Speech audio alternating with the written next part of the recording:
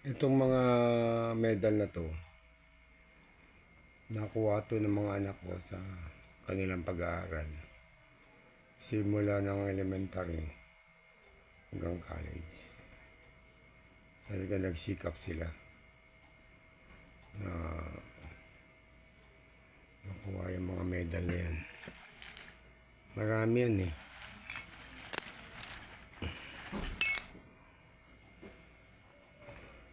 Ito sila.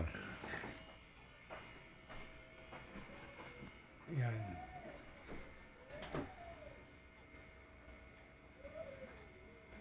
Yan sila. Sa PUP sila gumraduate. Ito, anak ko. Yan. Nakakuha rin siya ang medal sa college niya. Ito yung pamilya ko. Yan. Ayan si Joseph. Magaling. Magaling ng mga estudyante to. Sa totoo lang, yung pinakita ko kanina na medal, meron pa rito, hindi ko isinama. Dito pa ako. Ayan pa.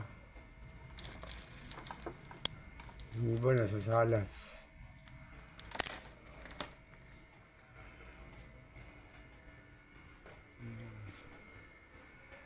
Kaya proud ako doon sa anak ko na talagang magagaling sila. Sabi ko sa kanila, pag-aaral kayo maigi. Dahil yung sa pag-aaral nyo, dyan yung makukuha, makakamit ang iyong mga pangarap. Kung ano man ang mga pangarap nyo, makukuha nyo. Pero kailangan talino at diskarte ang gamitin nyo. Marami dyan, matatalino, nag-cum laude, pero pagdating naman sa diskarte, mahina. Importante yung diskarte. Pagsamahin mo yung talino at diskarte. Saka kami, ang ginawa namin, tutok talaga. Pag uwi ng bahay, asikasuhin kagad ng mga assignment. Yung misis ko, ang taga-answer sa mga assignment, ako naman ang taga-drawing. Tulad niya, family bonding, mga assignment nila yan. Do-drawing ako, kunyari nagsisimba. Mga anak kasi, mga pamilya, mga bata. Pagka yan may dalang assignment na may answer, proud yan na mag-aral maigi. Pero kung wala mga assignment, lagi napapagalitan, wala. Mahina. Kailangan talaga ang magulang talaga suporta. Yung nanay nila, lagi nakabantay sa eskwela. Tingnan.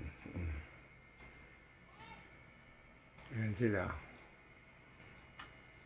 Ayun.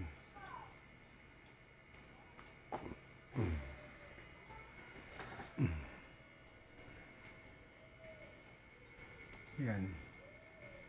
Ito naman yung nanay nila. Wala na, nanay nila patay na kasi. Namatay siya ng edad na 50.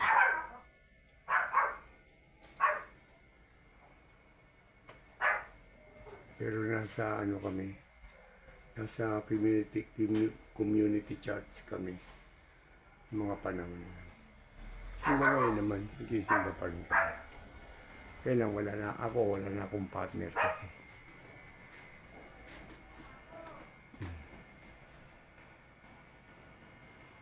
Hanggang doon lang may share ko. Maraming salamat sa inyo.